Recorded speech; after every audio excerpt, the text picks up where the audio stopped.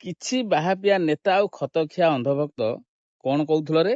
ରାଜ୍ୟସଭା ସାଂସଦ ସୁଲତା ଦେଓ ତାଙ୍କ ଝିଅ କଣ ଗୋଟେ ଟାଟୁ କରିଥିଲା ବୋଲି ତାକୁ ଯୋଉ ଭଳି ଭାବେ ତମେ ଉପସ୍ଥାପନା କରିଥିଲ, ଯାହା ତମେ ଚିତ୍ରଣ କରିଥିଲ, ତମେ ସୀମା ଲଙ୍ଘି ସାରିଥିଲ। ଆଉ ଏବେ ଏବେ ଆଜି ଯୋଉ ନିମାପଡାରୁ ଯୋଉ ଫଟୋଟି ଭାଇରାଲ ହଉଛି ତାକୁ ତମେ କଣ କହିବ?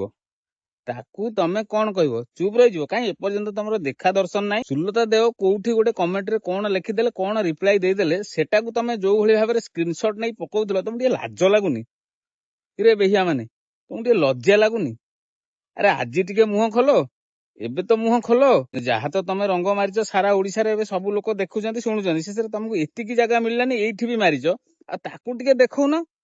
ଆରେ ସତ ଦେଖେଇବାରେ ଅସୁବିଧା କଣ?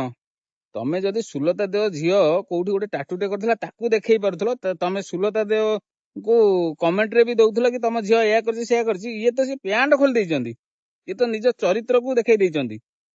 ତାକୁ ଟିକେ ଦେଖାଅ, ତାକୁ ଦେଖିଲେ ଆମେ ଜାଣିବୁ ତମେ ସଚ୍ଚୋଟ କର୍ମୀ, ଆଉ ସଚ୍ଚୋଟ ଲୋକ, ଆଉ ସଚ୍ଚୋଟ ଇମାନଦାର କର୍ମୀ। ବୁଝିପାରିଲେ ନା?